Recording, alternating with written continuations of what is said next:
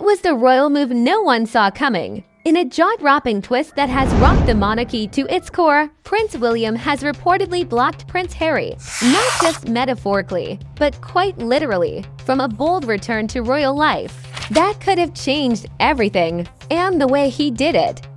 Ruthless, calculated, shockingly public. Insiders say this isn't just about royal duties. It's about betrayal, broken trust, and a sibling rivalry that's spiraled out of control. What started as quiet whispers behind palace walls has erupted into full-blown war, and fans are shocked at how far William was willing to go to keep Harry out. Some say it's revenge, others say it's protection. But no matter how you spin it, this royal clash just went nuclear. Sources close to the royal household claim that after months of secret talks and behind-the-scenes maneuvering, Harry was preparing for a dramatic re-entry into the family fold, a move that would have stunned the public and silenced critics. But just as the plan was about to be announced, William stepped in with a crazy power play that left even palace insiders gasping. Emotions ran high, furious calls were made, tears were shed. And now the royal family is more divided than ever. What exactly did William do to sabotage Harry's return? Who's siding with whom? And what does this mean for the future of the House of Windsor? Stay tuned, because this story is messier, darker, and more dramatic than anyone ever imagined. The tension had been brewing for months, quietly simmering beneath the surface of royal politeness and formal photo ops. At first, it seemed like nothing more than the usual royal friction. Harry and Meghan living their new life in California, William and Kate upholding tradition in the UK. But behind the palace gates, something far more explosive was unfolding. Harry had been making moves, private conversations with King Charles. Subtle hints dropped in interviews, a very public charity appearance in London, where he smiled at reporters a little too knowingly. Fans started to whisper, was he coming back? Was the prodigal prince preparing to rejoin the firm? The idea seemed impossible. After all the bombshell interviews, the memoir, the Netflix series, the frost that had crept into every glance between the brothers, how could Harry even think about returning? But then came the shocking leak. Harry had been offered a temporary working royal role, a pilot program of sorts, championed quietly by Charles himself. It wouldn't mean full reinstatement, but it would allow Harry to attend royal engagements, represent the crown at select events, and perhaps begin to mend bridges. But while the world buzzed with speculation and even cautious hope, Prince William was seething. According to one palace insider, William felt blindsided. He wasn't just angry, the source revealed. He was betrayed. It was like his own father had gone behind his back to negotiate with the one person who'd caused the most damage to the family's reputation.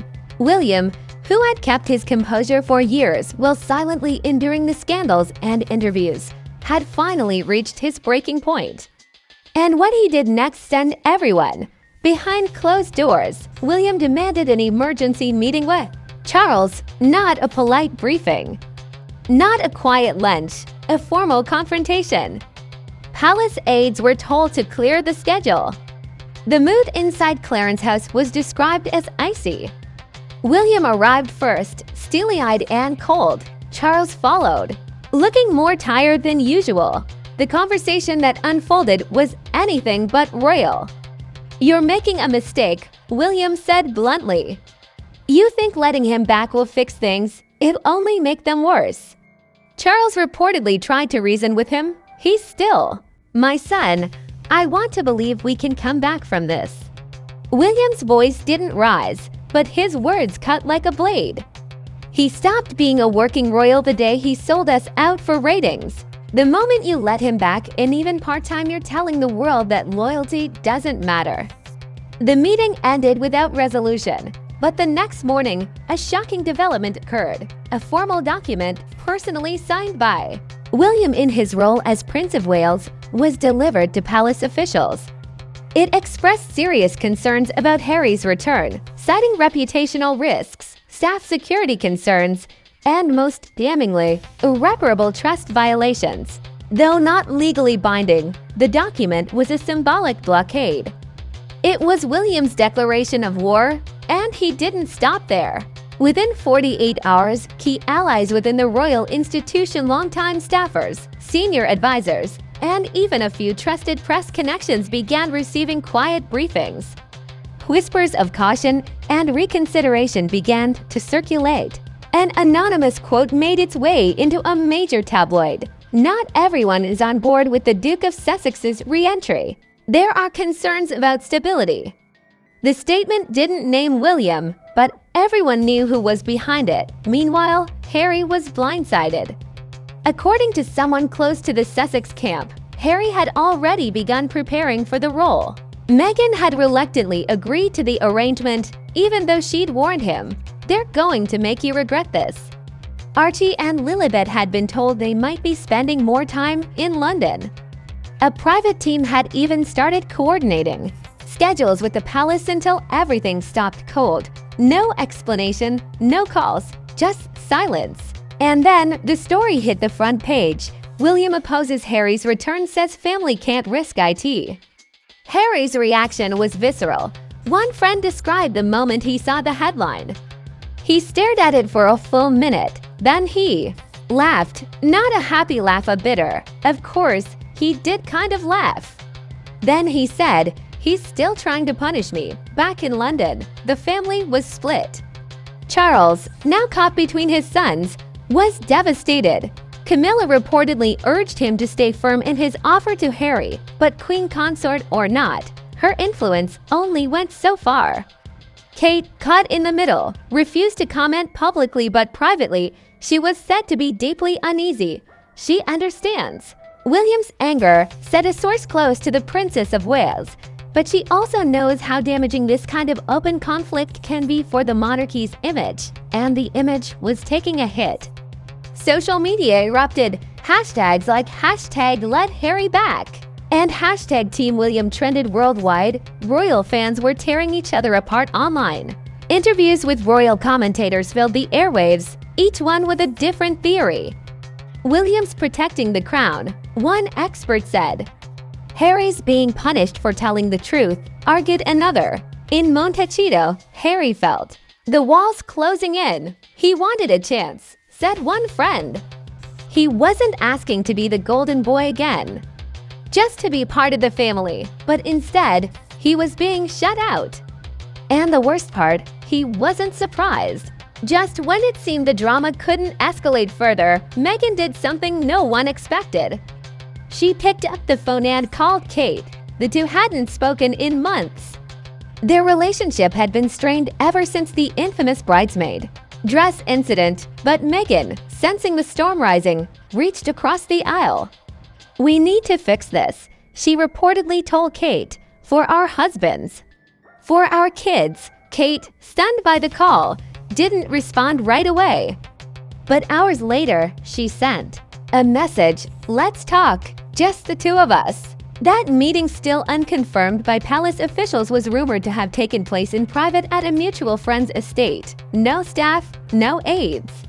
Just two women trying to put out a fire that threatened to engulf their families. What they said to each other remains a mystery. But when Kate returned to Kensington Palace, her demeanor had changed. She looked thoughtful, said one observer, not sad, not angry, just quiet, like she was carrying a secret too heavy to speak out loud. But while the sisters-in-law sought a moment of peace, the brothers were heading toward all-out war. William had made his move. Now, it was only a matter of time before Harry would respond. And that response would shake everything once again. Harry didn't wait long. Within days of William's silent sabotage, Harry contacted a trusted journalist, someone he'd spoken to off the record in the past, someone who had defended him during the storm of his memoir's release. This time, Harry wasn't vague. He wasn't cautious. He was done playing nice. In a carefully worded statement leaked to a major U.S. outlet, Harry expressed his deep disappointment in the handling of his proposed return and accused and named senior royals of undermining peace efforts within the family. He didn't name William, but he didn't have to. The world knew exactly who he meant. The story exploded. Headlines like Harry slams palace sabotage and royal rift reignites aftershock blockade dominated the news cycle. Talk shows dissected every word. Commentators speculated wildly. The royal family's dirty laundry was back in the spotlight, and fans were lapping it up. But the real drama was only beginning. In response to Harry's statement, the palace issued one of the coldest, most carefully curated press releases in recent memory. His Royal Highness the Prince of Wales remains committed to preserving the dignity of the monarchy. All decisions regarding royal roles are taken with utmost consideration for the stability and integrity of the crown. Translation: William wasn't budging, and he was daring Harry to escalate. Behind closed doors, William was reportedly livid about the leaked. With no media knowledge, it was arranged within days. When the four met, it was said to be awkward, stilted, tense. William barely looked at Harry when he entered the room. Meghan and Kate hugged tight but careful. Tea was served, and then came the silence. Finally, Kate broke it. "We're here because this is hurting all of us." Meghan nodded. "Especially the children," she added. William scoffed under his breath. "Children," he said, "you dragged our kids into this the moment you told the world we made you cry." The air went still. Meghan's eyes narrowed. "I told the world the truth. That's what you don't like." Harry, sensing escalation, raised a hand. "This isn't about the past," he said.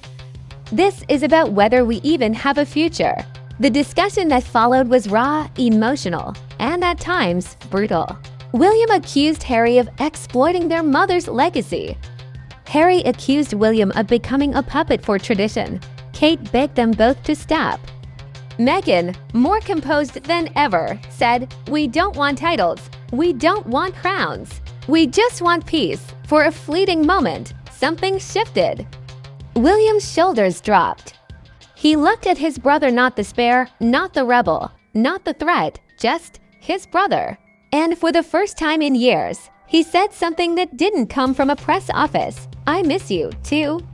But I don't know how to trust you anymore." Harry's reply was immediate. "Then let's rebuild it, brick by brick." But just as it seemed the tide might be turning, another twist detonated across the headlines, and this time, it came from Buckingham Palace itself. In a move described as unprecedented by royal watchers, King Charles announced that any future decisions regarding working royal roles would be permanently deferred to a new council of senior royals, including the Prince of Wales. In short, Charles had quietly handed the power of decision over Harry's return to William. It was, in essence, a royal blockade with a ceremonial stamp. When Harry learned of the decision, he was reportedly crushed. "It was over," one friend said. He realized no matter what words were spoken in that room, the gate was closed. And William was holding the key. Meghan stood by his side, stone-faced. "Now you know," she told him. "Now the whole world knows." But the world was still reeling.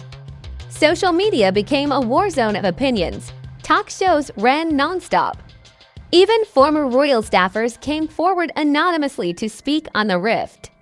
One former aide claimed the brothers were raised to be a team. Now they're commanders of opposing armies. Another said, "There's still love." But love doesn't always survive royalty. In the days that followed, Harry and Meghan canceled all public appearances. William and Kate, meanwhile, kept up royal duties, but the glow was gone. William looked strained. Kate's smiles seemed thinner.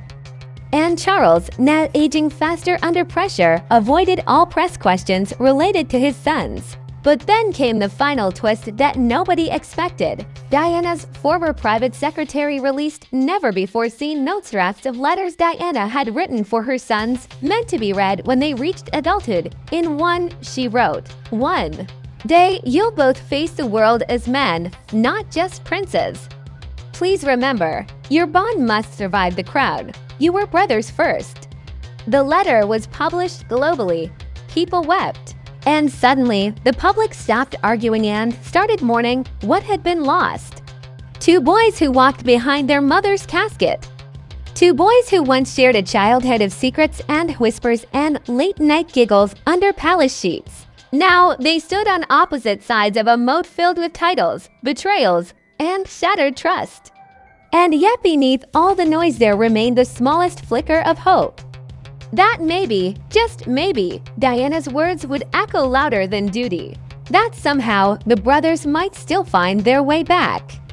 But the question that lingered was simple: who would make the next move? And that's where the storm hovered, waiting for an answer. But while the storm lingered, fate wasn't done with the royal family yet. Because just when things seemed poised for a cold stalemate, no more letters, no more interviews, no more desperate attempts to repair what was already fractured, life threw the monarchy into chaos once more. It began with a medical scare. King Charles, who had been appearing increasingly fatigued during his public engagements, was rushed to the hospital late one evening under the cover of secrecy. The palace, ever discreet, released a vague statement: His Majesty is undergoing precautionary tests and remains in good spirits. But behind the scenes, panic spread like wildfire. Doctors were concerned, senior staff were called in, and suddenly, the succession became the topic no one could ignore. William was immediately summoned to Balmoral, where his father had been quietly recovering. The mood was somber. The gravity of the moment was undeniable. And for all his strength, William couldn't escape the reality that the burden of the crown was now closer than ever. That night, as he sat at his father's bedside, Charles reached for his hand. "Don't let this destroy you," he whispered. "You and your brother, you're stronger together." William didn't answer, but he didn't let go of his father's hand either. Meanwhile, 5,000 miles away in Montecito, Harry saw the headlines. No official calls came from the palace, no invitations, no updates. He found out from the news like the rest of the world. Meghan watched as his expression changed, quiet worrying blooming into familiar sorrow. "You need to go," she said softly. "Don't wait for them to ask." And so, for the first time in over a year, Harry boarded a plane to the UK without fanfare, without announcements, without a camera in sight. His arrival was discreet. He went straight to Balmoral. The moment the two brothers saw each other outside their father's room, under the heavy Scottish sky, there was no drama, no shouting, no royal posturing. Just silence, heavy, loaded silence. William looked up. Harry looked down. Then, slowly, they nodded. That was all. But for those who witnessed, it felt like something ancient shifting in the earth. Inside, Charles opened his eyes and saw both sons at his bedside. A tear formed. He didn't speak much, but he didn't have to. The sight of his sons together seemed to ease his pain in a way no medicine could. For 48 hours, the royal family stood still. No press, no statements. Just the two brothers, quietly existing in the same space after years of Cold War. But peace in royal life is always temporary. Because the moment Harry returned to London, the press found out. And in true tabloid fashion, they painted his visit in the most controversial colors. Harry rushes to King's side amid health scares, he eyeing a return. William's fury as Harry flies in unannounced tensions explode behind Balmoral walls. None of it was true, but the narrative was set. And once again, the brothers were being pulled apart, not by each other this time, but by the machine that surrounded them. The situation escalated when an emergency royal council meeting was leaked to the press. It was revealed that advisors were considering contingency plans not just for Charles's recovery, but for the monarchy's future. And in a stunning twist, one source claimed that a small faction within the council had proposed a radical idea, inviting Prince Harry back into a part-time ceremonial role, citing the public goodwill he'd earned from his quiet return and emotional appearance outside the hospital. When William heard this, his blood boiled. He stormed into the advisory chamber, documents in hand, his face red with rage. "This again," he reportedly snapped. "After everything," his voice echoed. No one dared interrupt. "He's not a solution. "He's the reason we're in chaos," one advisor cautiously pushed back. "Public perception is shifting, sir. People are moved by the image of the two brothers again. It shows unity in uncertainty." William didn't hesitate. "Unity built on lies isn't unity. It's a powder keg." He slammed the documents on the table and walked out. But Harry, who hadn't asked for any of this, was once again caught in a royal chess match where he wasn't even holding a piece.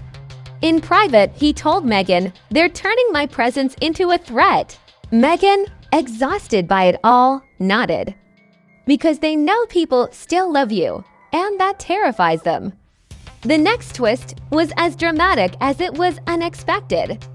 During a charity event where William was addressing young leaders, a child innocently asked, "Will your brother be king if you don't? If you don't want to?" William paused, visibly taken aback. Cameras flashed. The room fell silent. He smiled stiffly and replied, "That's a complicated question," but the clip went viral. It sparked another global debate. Suddenly, op-eds appeared. Should Harry be brought back into the fold? Is William ready to lead alone? Can the brothers share the future of the monarchy? It was the conversation no one in the palace wanted to have, but now the world was demanding it. And then, when emotions were rawest and opinions most divided, William did something nobody expected. He called Harry. No aides, no scheduling, just a simple, personal call. "I don't want to fight anymore," William reportedly said. "Not because I've changed my mind, but because I'm tired and because Dad needs us." Harry, stunned, replied, "I don't know what role I have anymore. Will, I'm not even sure I want one.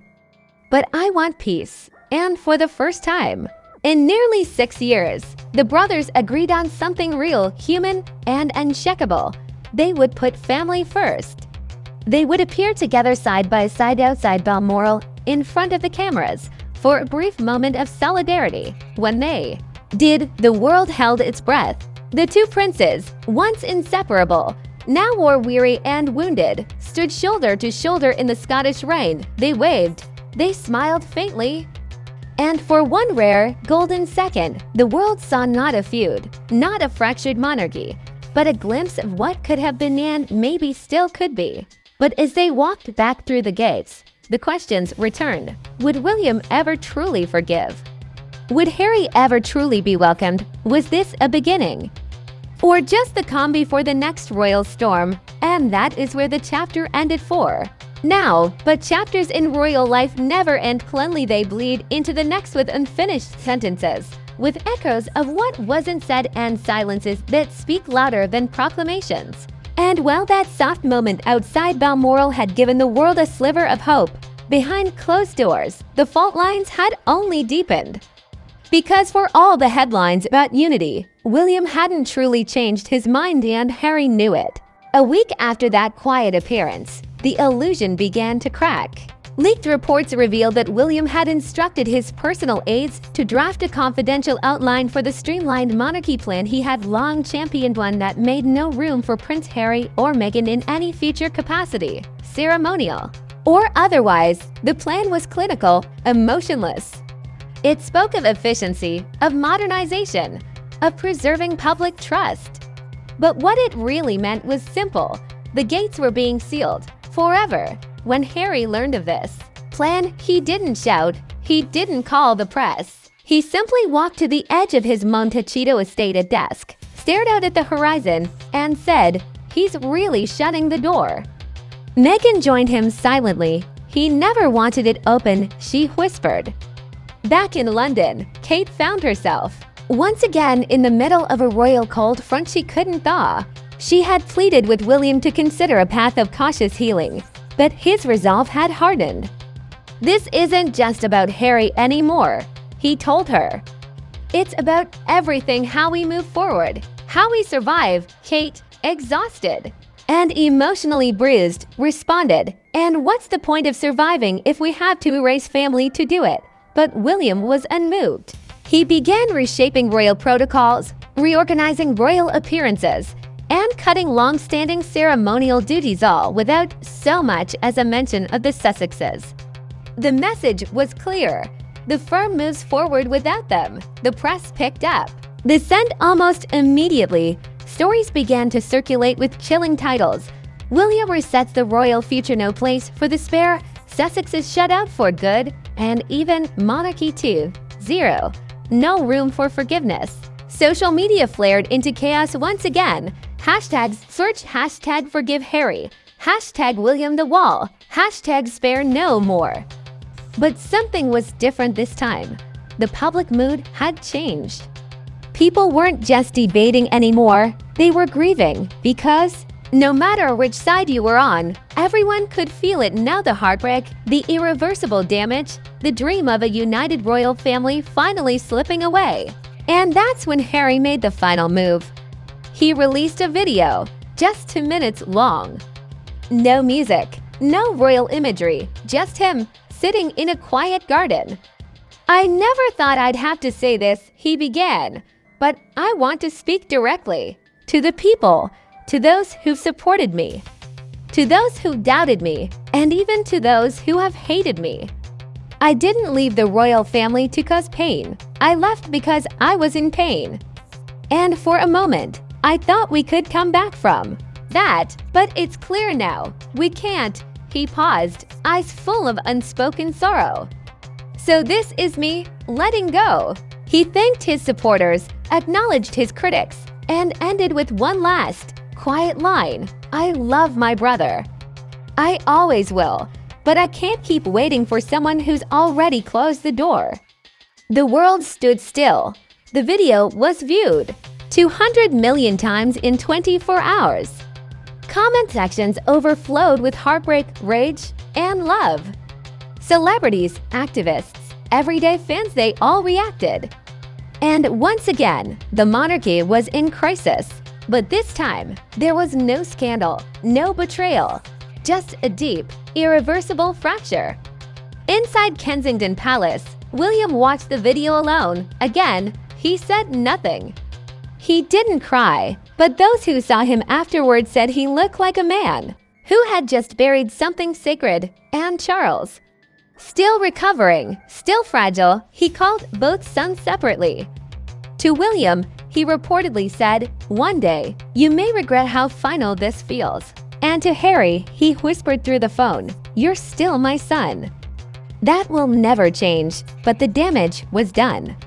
And yet, life didn't pause. William and Kate continued their duties, appearing on balconies, attending ceremonies, smiling for cameras, but their eyes were dimmer. Harry and Meghan resumed their work in the US, launching foundations, raising their children, avoiding the spotlight. But every now and then, when asked about family, Harry would look away. The public kept asking questions. Could the crown survive this? Could brothers who once walked behind their mother's coffin truly walk in the same direction again? Was this the final chapter or just the cruel middle? And though the palace offered no answers, the world had already written its verdict. Prince William had blocked Prince Harry in a crazy move nobody thought was coming. And it changed everything forever. And so the House of Windsor stands at a crossroads. To brothers once bonded by tragedy, now defined by silence, distance, and decisions that may never be undone. What began as a quiet family rift has erupted into a generational reckoning, played out not just in palace chambers, but on screens across the globe, in headlines, on social media, and in the hearts of millions. Prince William's final move, the one nobody saw coming, wasn't a grand speech or a public feud. It was quiet, strategic, and devastating. He didn't slam the door with rage, he locked it with reason, for duty, for the future. But at what cost? Prince Harry, the rebel turned exile, tried once more to step back and to forgive, to reunite, to heal. And in response, he was met not with open arms, but with protocol, paperwork, and silence. In the end, it wasn't a war of words that defined their downfall, it was the unwillingness to speak at all. Now, both walk separate paths. One toward the crown, the other toward peace. But neither without scars, neither without questions. And that brings us to you. What do you think? Was William right to block Harry's return in the name of royal duty? Or has he let pride and control push away the last chance for reconciliation? Can this brotherhood be salvaged, or are we witnessing the final chapter in a bond once so powerful? It captivated the entire world. Let us know what you think in the comments below. Was this the right move or the biggest mistake of Prince William's future reign? Smash that like button if this royal drama left you speechless. And don't forget to subscribe for more exclusive updates, dramatic breakdowns, and the most shocking royal stories you won't find anywhere else. Hit that bell icon so you never miss the next twist. Because if this story has taught us anything, it's that in the royal family, nothing stays buried for long.